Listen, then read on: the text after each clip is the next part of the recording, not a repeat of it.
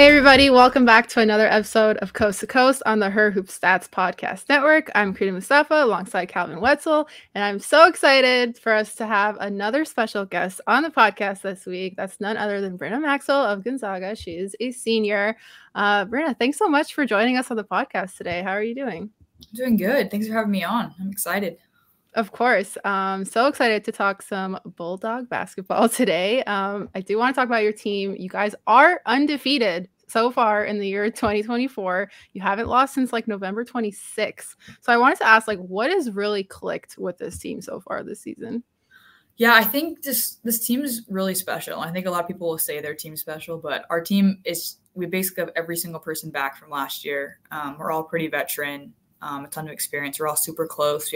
Almost all of us live in the same building on campus. So it's just a team that's so tight and connected. And then, on the court it's super fun, off the court super fun. And you just can see the joy on this team when you watch us play. I think that's what sets us apart a little bit.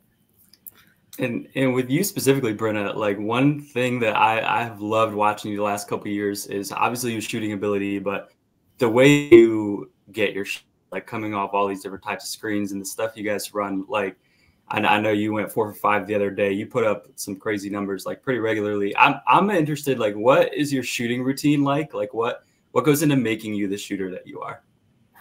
I got to give a lot of credit to my dad on that one. He taught me how to shoot, everything he knows about shooting. He actually set his high school scoring record, so he knows what he's talking about. But he taught me from the ground up how to shoot. I don't think I shot my first three till I was 12 or 13. So he kind of built the basics. And then when I got here, one of our assistant coaches, Coach Jordan Green, he kind of fine-tuned my shot a little bit. And the coaches here do such a great job of getting me open and finding shots and running plays that'll get me open. And then my teammates are just amazing passers too. So it's just kind of all that together. It's just kind of manifested itself into something really cool. And God gave me a gift, and I'm just trying to do it to glorify him. Yeah. Speaking of shooting, did you see that the Sabrina Ionescu and Steph Curry 3-point contest is like officially official, and that's happening pretty crazy. That's really cool. Is she like somebody that you kind of like follow or like look up to in terms of that?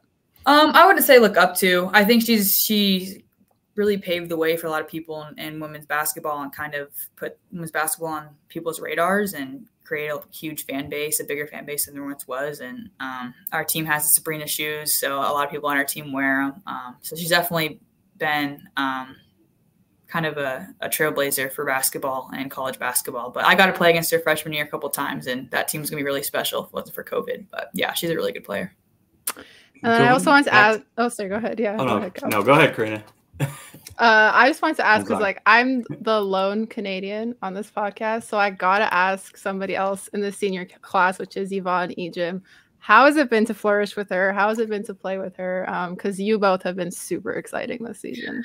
Oh my gosh, that girl is one of a kind. She is so – I don't know. She's you wouldn't think her past personality off the court would be the same on the court because she's such a character, but on the court she is a stud. Like I've never had a post player like her before. She is so fun. If we need a basket, we can just get into her and she'll just make something happen. Sometimes she's triple teamed and finds a way to get an easy bucket. And she's just so under the radar and goes so unnoticed. Doesn't give her the credit she deserves, but she's going to be so good just finishing out this year and beyond that as well. Yeah, it's been super exciting to watch you both for sure. Yeah. Been playing with players like her and obviously like you talked about your teammates playing with some good passers as well. Like going back to your shooting a little bit, like how much easier does it make it when you have like obviously Yvonne Ejim is drawing so much attention in the post and you have all these different other options around you that the defenses have to worry about. Like how much does that help you do your job?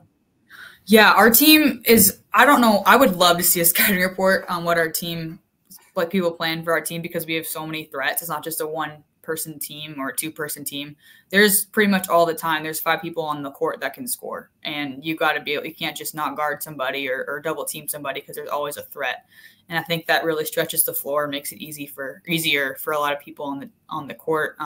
You got Trong twins, who are just 3-level scorers, great passers. And you got, Eliza Hollingsworth is our other post player who is a kind of a stretch 4, can knock down the 3. And of course, you got Vaughn, who just demands attention. And, when all that's people are looking at them, then I might be open for a 3 in the wing. So really it's like just the amount of depth we have and the skill on this team is just really cool.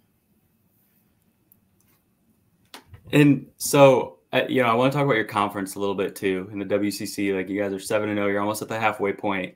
What have you guys, or what would you say you've learned about this team so far, like in the first month of conference play compared to where you guys were a year ago? Maybe where have you grown? And then where do you hope to see this team like a month from now when you wrap up conference play? Yeah. Something that's a little different about us is the conference, and we kind of have a trademark of having a weaker conference. And we still have to play well every night, or these teams will beat us. But it's just, we kind of have that stigma towards us. So, last year we kind of settled a little bit and we're kind of just stagnant and content with where we're at. And we kind of beat ourselves a little bit, but this year our team is so motivated. It doesn't take a lot to get our team dialed in, locked in. We have some big goals this year that we're hoping to accomplish, and some big dreams. And, this team, every game, it's like, if we don't perform well, if we don't do well, then, we're going to drop, because we have that stigma of our conference and being a mid-major. And it's like, oh, okay, well, yeah, they're mid-major, they lost to this team, but, we have the capability and capacity to perform at a super high level. And our team's so driven and motivated that, everyone's just super excited to see what this team can do. Yeah, and just like building off of that stigma too, obviously, like you said, you're a West Coast mid-major. The national attention isn't always there as much. What would you use to just kind of describe your team to other people if you had to? I don't know. I don't want, we're the Bulldogs. We would call each other a bunch of dogs a little bit, but I would say we got that chip on our shoulder a little bit. A lot of teams like to play the victim and claim to be the underdog, but I think we genuinely are. We have so many great players on this team, and yet, no one knows who we are. And I think we kind of like that. I remember one of my teammates the other day was like, take us off the 8 people, just take us off. We'll keep doing our thing. We'll keep chugging along. But yeah, this team is so motivated and just so dialed in and just having fun with what's going on. When you look across the league, so I might be putting you on a spot a little bit here, but in your 2 years there, who would you say is maybe the toughest player in the WCC that you've had to guard, and or the toughest player that has guarded you? Ooh, that's a good question. Hold on, let me think for a sec, because we haven't played everyone in WCC this year, so I'm trying to remember, because I've only been here a year. I would say Camille on San Francisco, when she's at Cal right now. But she was tough, but she can basically shoot from half court.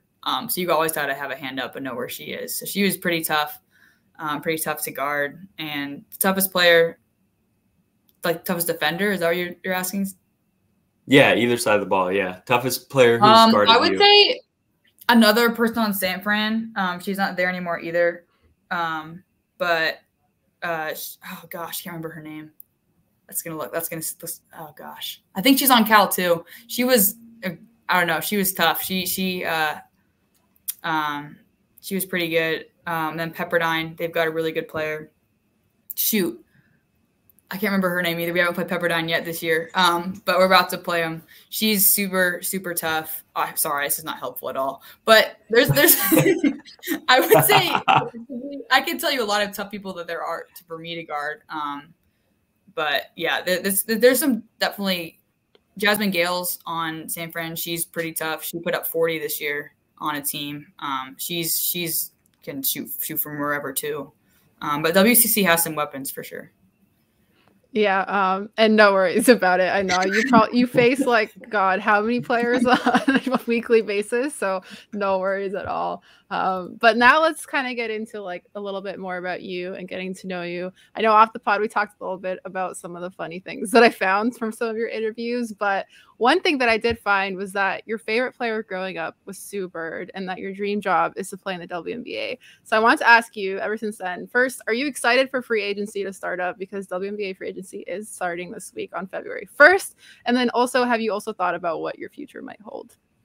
Yeah, WNBA free agency is always interesting because you don't really know where people are going to end up. So that's always fun, just to kind of look at and follow. But yeah, you know, whatever happens after this year, I kind of just want to keep playing whatever level that may be. We'll see what happens, see where I land, but you know, it'd be fun to keep playing at the highest level possible. Yeah, and you definitely can. I mean, we all know that. When you decided to transfer, obviously I know Gonzaga is a little bit closer to home for you. Were there any other factors that you kind of looked at that really drew you towards Gonzaga to finishing out your career there? Yeah, I mean, Gonzaga recruited me out of high school as well, and it's the same coaching staff. It's been the same coaching staff the entire, at least the 40A timeline.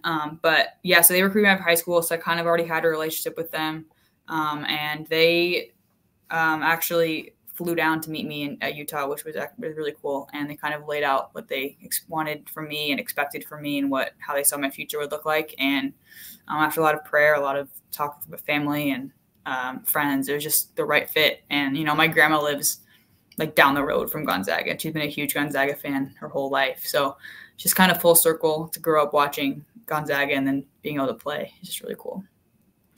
And off the court, what is your favorite thing to do? Off the court, man, I don't know if I ever am off the court. I mean, I don't think does watching basketball count. I mean, yeah, that counts. I feel like the favorite thing to do, I'm not playing basketball, is to go play basketball because I'm not. I love that. I don't know. I hang out with friends. I read a little bit. Right now, homework's got me, but I mean. I love the gym. I would live there if I could. I mean, I love basketball more than anyone that I know. So I would say if I'm besides basketball, I'm about to go play basketball. That's probably what my favorite thing is. Listen, I'm also a senior, so I feel you on the homework part. How do you like balance schoolwork with, you know, basketball at the same time? Yeah, that would probably be a great question to ask for literally anybody else. But I'm actually in a master's program right now. So I'm not in class. Well, I am in class now, but I wasn't in class from October until middle of January. So that's because of how the master's program works. But I'm only in like 2 classes, and it's just a bunch of essays and stuff. So it's really not that difficult. I feel for some of my teammates who are like pre-med or like going to be in law school, like that's a lot. I don't know how they're doing it. But right now I would say it kind of feels like being a professional athlete without getting paid. You just go to practice, play basketball, and then just kind of do whatever. Sounds about right. Yeah. You brought up getting paid. That made me think like I'm curious. I always love asking people about NIL stuff ever since like a few years ago when that started like popping up. Like, have you ever been getting involved in any NIL deals, or any of your teammates have any like fun deals that they have going? Yeah, there's a few good ones. I haven't been that invested in it. I mean, I just not really have that much interest, but a lot of my teammates, like some of them have, they go to Seattle Sun, which is like a tanning bed place. They get like free tans. They just post it on Instagram. And then we have like a trading card company who pays us money for like signing trading cards, and they'll sell it with our name and signature, which I thought was actually really cool. And yeah, there is some, you know, making some appearances, but there's a lot of, if you want it, there's a lot of things to do. I put on a couple of shooting clinics that have been really fun with some local kids, partnered with Shoot 360, which is a local shooting gym. But yeah, there's definitely some really cool NIL opportunities here if you want them. You just gotta kind of advocate for yourself. Yeah, I love that. I love seeing everyone being able to take advantage of all that stuff. And yeah. You know, I know, like you talked about your dad a little bit, kind of influencing your shot. Is there anyone else who has maybe been very influential on your game, either like a player who you sort of model your game after, or like a coach growing up or in college or anything who has really helped you sort of refine your game? Yeah, so my high school coach and her husband really worked on my footwork. I used to do a jump stop, and now I got kind of the 1-2 step down. And when I was probably 7th grade and on, it was just really working on that, you know, the turn 1-2, coming to be able to handle different footworks and getting my shot off the move a little bit better. And they kind of broke that down for me and helped me work on it all through high school and really develop my shot. So, you know, without them, I would not be the player I am. That's for sure. And last question for you before we wrap things up. I'm also really curious, whenever I talk to athletes and just basketball players in general, their lives are so busy. Like you said, when you're not playing basketball, you're watching basketball. I'm curious, like, and of course with school involved too, are there any self-care things that you like to do for yourself that kind of helps you balance everything? Oh, that's a good question. I've never been asked that before. Good. Crina just came up with that on the spot, by the way. I just have to shout out Crina. We have this doc. We have this doc with questions, and I literally just watched Crina type that out on the doc. She didn't prepare for it, so A plus job on Crina just coming up with an awesome question on the spot. I'm mostly just talking to give you time to think about it, but yeah, I appreciate it. Yeah, I definitely probably should do a little more self-care than I do. But I like to journal a little bit, kind of wind down the day. I found out that you got to switch your mind off a little bit. You're going to get burnt out because of, you're in the gym constantly, you're in meetings or in film or in weights or something's going on. So yeah, it's kind of turning my mind off a little bit, journaling. Our campus is really pretty, so I like to go on walks around campus a little bit when it's not snowing. But yeah, I've learned that you definitely have to make time for that and make space for that, because, you always hear about athletes and mental health and, how it's just not good right now. So just finding those little bits and pockets of time to find time for self-care is really important. Yeah, I always love hearing those answers. Like, I was talking to Kia Nurse a couple of weeks ago, and she says that she likes to do Pilates as a form of self-care because even though it's movement, it's like non-basketball stuff. So I'm always like curious to see what people are saying. But no, I really like that answer. But yeah, that's kind of the end of the podcast. Thank you so much for joining us, Brynna. We love to have you on. Thank you for your time. We are so excited, both Cal and I, and everybody who's watching, to keep watching Gonzaga this season. Really excited for what you guys are doing. And yeah. Thank you. Thanks for having me. Of course. Yeah. Thanks everybody. Thanks everybody for tuning in to Coast, and we will see you next Tuesday.